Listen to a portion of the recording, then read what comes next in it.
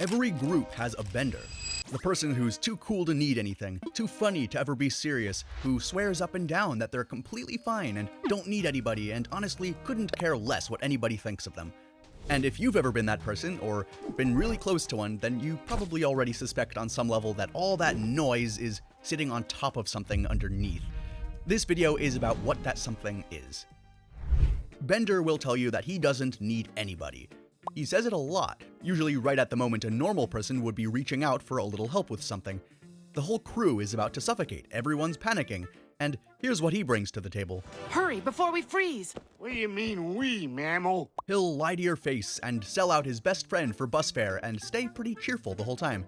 And whenever there's nobody around to tell Bender how amazing Bender is, he's happy to do that for himself. B-E-N-D-E-R, Bender! B-E-N-D-E-R, Bender! This is a guy who loved himself so much that he gave his own body parts names.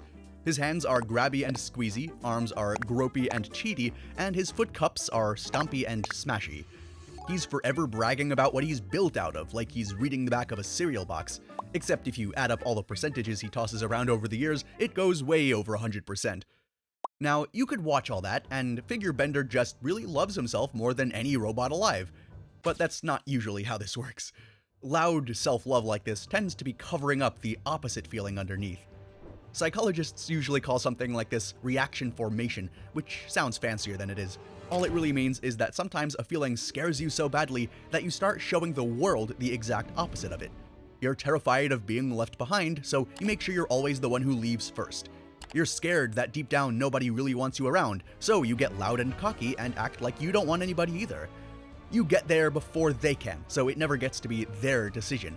You preempt what they can do, so at least it's your choice. And it's easy to see the appeal here. There's something that feels safe about needing nobody, about closing yourself off so tight that nobody ever gets the chance to let you down, especially after a few people already have. The catch with an act like this is that it's always hiding something and prevents you from actually working on it. Futurama keeps slowly lifting the curtain on what Bender is hiding and shows us a little bit of the softy underneath. Like the fact that this hardened criminal who calls himself a stone-cold killing machine secretly, desperately wants to be a folk singer. Yes, I guess a robot would have to be crazy to want to be a folk singer. Not ironically, he dreams about sitting on a stool with an acoustic guitar, gently pouring out his little metal heart out to a room full of people, which is about as far from Bite my shiny metal ass as a robot can get. Fried crack corn and I don't care. Leela crack corn and still don't care. Bender crack corn and he is great. But if you still need convincing that all the noise is actually holding something more fragile together underneath, there's a What If episode titled Anthology of Interest 2, where Bender gets turned into an actual flesh and blood human. He eats and drinks and parties himself straight into a heart attack and drops dead inside of a week. So think back to that little moment from the very beginning where somebody offers to be his friend, and you can actually watch a flicker of disbelief cross his face. You really want a robot for a friend? Underneath all of the bragging and the stealing, there's somebody who honestly doesn't expect to be wanted at all, and who built this whole giant personality right on top of that feeling so he'd never have to wait around and find out he was right. This helps us come to the actual problem. Wanting people this badly while trusting them this little is a ticking time bomb ready to explode. The second somebody gets close, something in Bender starts to panic. And a panicking Bender is dangerous, mostly to the people he cares about most. Which is kind of the whole problem with this guy. He really does want people around badly, but he doesn't trust any of them to actually stick, so the second something threatens that, even something really small, some part of him gets jealous and insecure and does the dumbest possible thing about it. At least then, he's the one chasing them away, and they're not the one choosing to leave. A quick caveat before we go further though, these episodes aren't in order, and that's actually on purpose. Futurama is first and last a comedy, and comedies don't really owe you a character arc the way dramas do. They do what the episode needs, and next week Bender wakes up exactly the same as he was before. Kind of character continuity, if you would. You could make a pretty solid argument that he never actually even grows at all during the whole run. What I'm doing here is less of a timeline and more of a spectrum, pulling from across the show to map out how far this guy can really go in either direction depending on the day and depending on if he feels like it. So bear that in mind. We're really showing this spectrum of Bender here. Because what you actually find when you lay it out that way is that there is this sliding scale to how much Bender can feel in any given episode. And on one end of the scale, he's basically a wall. I second that emotion is the clearest example of the floor. Leela's pet Nibbler has gone missing. She's devastated, and Bender's big contribution to the situation is that he actually flushed Nibbler down the toilet himself, completely unprompted, because Nibbler was getting more attention than him. Leela is in pieces about it, and Bender genuinely doesn't get it. He understands the concept of caring in the same way that he understands the concept of honesty, as a thing that other people do. So the professor installs an empathy chip in his head, wired directly to Leela's emotions, and forces the feeling in from the outside. And once he can feel what Leela is feeling, oh boy, he goes all the way down into the sewer himself to find Nibbler. Then at the end, the professor removes the chip, and says first that it burned out, which would really mean that the whole time, Bender was feeling so much the entire time that it actually destroyed the chip from how much empathy he was feeling. Then he checks again and says, well, actually no, it was running at triple capacity. So the show just kind of leaves that hanging, which is kind of the point. At his worst, this guy needs a device surgically installed in his skull to give a damn about someone he hurt, and whether or not that came from him or from something else, he needed that chip to run triple time in order to feel anything at all. So that is the floor here. But there is a middle version of Bender that's more complicated and more painful to watch, and that's the one that shows up in Ghost in the Machines. This one opens at a parade where a runaway float is about to crush two people in the street, one human, one robot, and Fry can only reach one of them in time. He saves the human, and the robot gets flattened. What actually gets to Bender isn't the dead robot, it's what Fry's choice says about how he sees things. His best friend looked at a human life and a robot life side by side and went straight for the human without even thinking about it. And when Bender confronts him about it, Fry doesn't argue. He just says, yeah, a human is worth more to him. To you or me, that is an uncomfortable conversation, but to Bender, who already kind of half believes that he is defective factory junk that nobody could really love, it sounds like confirmation. But this one is a lot different than the Nibbler situation. In that one, Bender just didn't feel anything. This time, he feels everything. He is genuinely wounded. The problem is that he has no idea what to do with that, so he does his usual thing and announces he's going off to kill himself. And nobody even reacts. They've actually heard this so many times that Hermes just mentions the last time Bender stormed off to a suicide booth, and he ended up dating it for 6 months. To the crew, this is a normal Tuesday. And that's the sad little thing hiding under the joke, because when somebody threatens to do that this often, mostly so other people will come running after him to confirm that they care about him, what Bender is really asking is whether anyone would even notice if he was gone. And he's terrified of what the answer might be. This is something called protest behavior, which is when you feel a threat to a relationship and instead of just addressing it directly, you act out, you make a scene, you threaten to leave, anything that forces the other person to prove that they still care. It's the relationship equivalent of kicking the table to see if anyone looks up. Bender's been doing it his whole life. This time, it backfires spectacularly because the booth he storms into turns out to be his ex-girlfriend Lynn, who just kills him for dumping her. So yeah, now that he is properly dead, he comes back as a robot ghost, and the robot devil offers him his life back if he agrees to scare Fry to death. Bender is still stinging from the parade thing, so of course he takes the deal. But when it actually comes down to it, when Fry is about to die and all Bender has to do is wait, he can't. He throws away his one shot at getting his own body back and saves Fry instead. He'd genuinely rather stay dead than lose Fry. And 20 minutes earlier in the same episode, he had taken his own life because he was convinced that that same guy didn't even care about him at all. Both of those are true about Bender at the same time. So this is the middle of the scale. He's not hollow, he does feel things. He just still doesn't know how to do anything with those feelings except point them at destruction first and figure out what it actually was afterward that caused it. Which actually brings us to the furthest he ever emotionally gets on his own, and it's pretty messy. Jurassic Bark is probably the saddest episode the show ever made. Fry finds his old dog Seymour as a fossil, and the professor tells him that he can bring Seymour back to life. And of course, Fry is thrilled. And Bender, watching his best friend get that excited over something that isn't him, gets a bit jealous. He spends most of the episode trying to drag Fry away from the dog, and at one point, he straight up tells Fry that the dog thing is somehow a personal attack on him. Look, Bender, this has nothing to do with you. That's impossible! It's a joke line, but it's also exactly how he really sees it. If Fry loves something else that much, Bender is losing out, and there's no room for both of them in his head, right?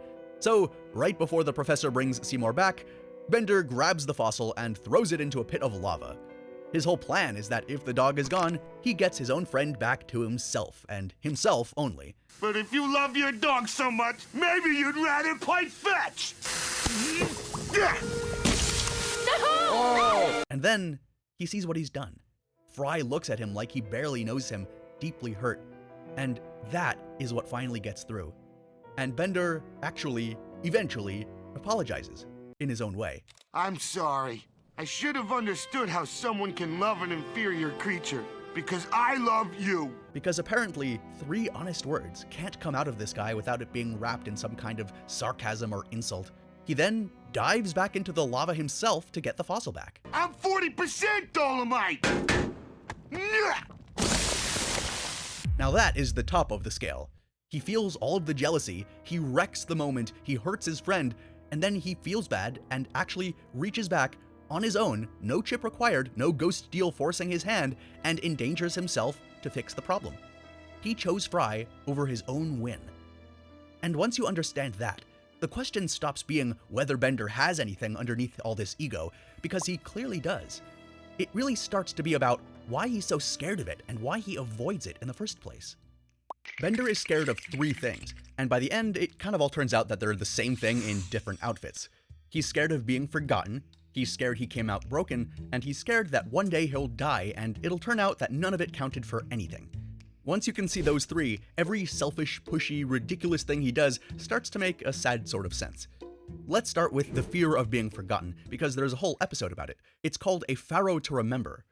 Bender has been trying to pull off crimes big enough that everyone will know his name, and it keeps failing. So the crew throws him a fake funeral to cheer him up, and it goes badly. But right in the middle of it, there's this one little moment that gives the whole thing away. The professor mentions that every standard bending unit is made from the same alloy, except Bender had a tiny 0.04% nickel impurity. Bender had a 0.04% nickel impurity. It's what made me, me. The one thing that makes him different from every other robot off the line is a flaw. And some part of him already knew that, and he's actually proud of it, but also terrified of it at the same time, which is why he spends the rest of the episode ordering a billion-cubit statue of himself so that whatever else happens, at least he'll be impossible to miss. It gets blown up. Of course it does. A few seasons later, the show takes that exact fear and makes it literal in Lethal Inspection. Bender has spent most of his life walking around assuming that he's basically immortal, because every robot gets backed up and downloaded into a fresh body the second they die. He even spends the start of the episode making fun of the crew for being soft little mortals who only get one shot. And then he finds out that he doesn't have a backup. A defect on the assembly line, he was built without a backup, which means that he can die permanently, same as anyone else. Dying sucks butt. So he goes looking for the quality inspector who signed off on him, a guy known only as Inspector Number 5. And he drags Hermes along on a road trip to the old robot plant in Mexico to find this guy and make him pay for building him wrong. They never find him. The factory is shut down, the house is empty, the records are gone, and standing in that empty house, Bender finally breaks down about the fact that he's going to die someday. And Hermes tells him that he's special, because no one else is ever going to be like Bender. And then, once they're home, Hermes hangs back at the office alone, takes out the Inspector Number 5's file, the one that was supposed to have gone missing, and burns it. Because Hermes is Inspector Number 5. Decades earlier, he was the guy on the line who looked at this brand new defective baby Bender, built incorrectly with no backup, exactly the kind of unit that you're supposed to reject, and instead of failing him, he stamped him approved and let him live. And then he never said a word about it to anyone. So, the man Bender spent the whole episode wanting to kill is the same man who saved his life the day he was made, and just saved it again. And he was standing right next to him the entire time. And knowing Hermes, the administrative perfectionist, this is worth even more. This is all worth mulling over for a second, because it's not just a Bender thing. The thing you're most convinced disqualifies you, the flaw that you're sure people would run away from if they knew, there's a real chance somebody already knows, but it still doesn't change anything, and they just never made a big deal out of it, or they just don't care. And that's the pattern, once you start to notice it. Bender is actually loved way more than he thinks he is, and he almost never finds out. The clearest version of this is Godfellas. In this episode, Bender gets knocked off the ship and ends up drifting alone in deep space, and by the end of the episode, he's floating in the dark, completely sure that nobody would ever come back for him. Except back home, Fry will not quit. He searches everywhere, ends up at a monastery full of monks who spent their entire lives pointing a giant telescope at the sky to look for God, and begs them to let him use it to find his friend instead. He just wants one lifetime to look. All I'm asking is one measly lifetime to find my friend. In the end, Fry accidentally beams out a wish that reaches the cosmic being, or God, and it flings Bender all the way across space and drops him right at Fry's feet. So, in the single moment Bender felt most alone in the whole universe, his best friend was out in space bothering God to bring him home. He just never knows how close he came to staying lost, or how hard someone actually fought to stop it from happening. Which brings us to the one time the show actually lets us hear how Bender feels about any of this, and I want to be upfront about how it works, because it's not quite what it looks like. The episode is called The Sting. The crew goes out to collect honey from giant space bees. Fry throws himself in front of a stinger to save Leela, and he dies. And at the funeral, Bender gets up to speak, and he's actually more honest about Fry than he is anywhere else in the entire show. It only had to be after Fry already died. All those times I said, kill all humans, I'd always whisper except one. Fry was that one. And here's the part I have to be honest about. Fry isn't actually dead. The stinger went through him, and the poison hit Leela, and this entire funeral is actually happening inside Leela's head while she's lying in a coma. None of it is real. So it's basically all just Leela's brain filling in what Bender would obviously say if Fry ever died. Everyone around these two already knows. They know what Bender feels down deep. It's the most obvious thing in the world to all of them. The only one who actually can't get it out is Bender, and the only place he ever would do so is in someone else's dream at a funeral for the guy who is still alive. So that is what is underneath all of it. A robot who is terrified that he's forgettable and broken and easy to throw away and worthless, who is the entire time remembered and saved and loved by the people around him, and he just can't see any of it from inside all of that armor. Okay, so that's Bender, all the way down to the bottom of him. And the reason any of this is worth a whole video is that a lot of us are running some smaller, less ridiculous form of the same thing, and we just don't usually catch ourselves doing it. Because pushing people away isn't a single habit, it's a whole family of them, and they all do the same job, usually subconsciously, which is keeping people far enough back that they can't get close enough to hurt you. Sometimes it looks like Bender with the dog, where you get jealous and weird the second someone you like gives their attention to anyone else. Sometimes it's going cold the moment things start going well, because good is scary, and wrecking it yourself feels safer than waiting around for someone else to do it. It'll hurt more that way, right? Sometimes it's the test, where you pull away on purpose just to see if they'll come after you. And sometimes it's the Bender special, where you feel the whole thing and can't get a word of it out without burying it under 20 layers of jokes and sarcasm and distancing. But none of this is an objective personality defect that you're forever stuck with. It's a habit, and habits run on a pattern that you can interrupt and change. The catch is that the loop always almost feels like it's protecting you, so the fix is actually going to feel wrong while you're doing it, and you kind of have to push through that wrongness on purpose. It'll feel hard, it'll feel difficult. Take the jealous one. When somebody you care about lights up over something that isn't you, your whole body can react to it as a threat, and wants you to do something to win them back and to pay attention to you instead. The move there is to do nothing, or to let them have their own joys. Don't text the follow-up, don't pick the little fight, don't pull away to even the score, don't feel as if you need all the attention in the room. Just let yourself be in the discomfort and ride it out and be happy for the other person.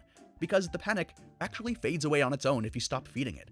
Do this a few times, over and over, and your brain slowly learns that their attention drifting for an afternoon might not have actually meant anything to your relationship with them, and the alarm in your brain starts ringing less and less each time, quieter and quieter.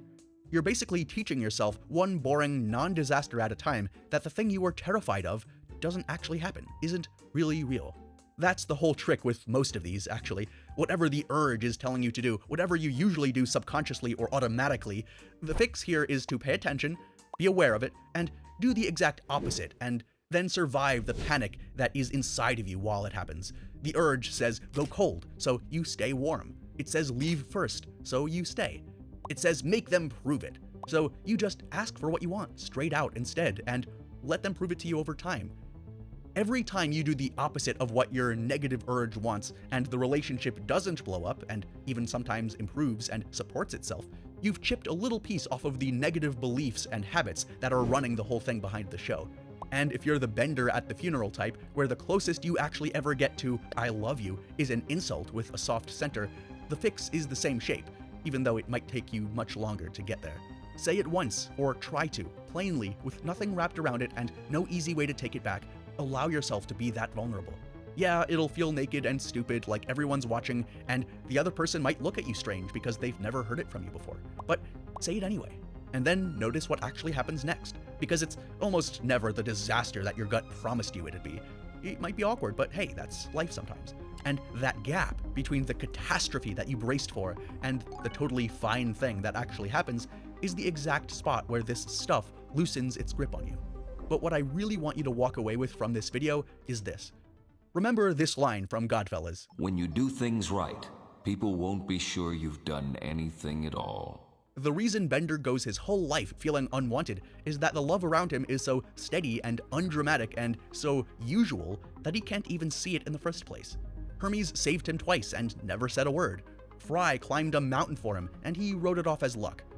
If you've got Bender's fear, the one where you're sure deep down that nobody really wants you around, then there's actually a good chance that you also have Bender's blind spot.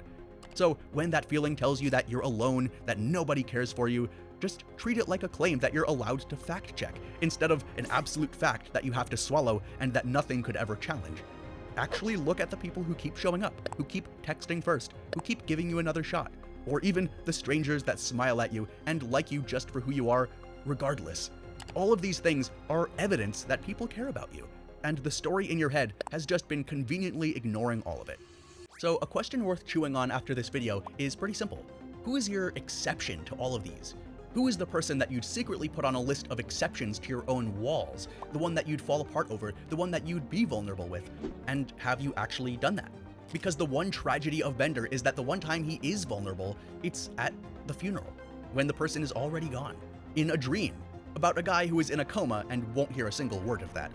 Bender waited until he was a thought form in someone else's head to reach the person who was already dead and never actually said any of this. But you are not a robot.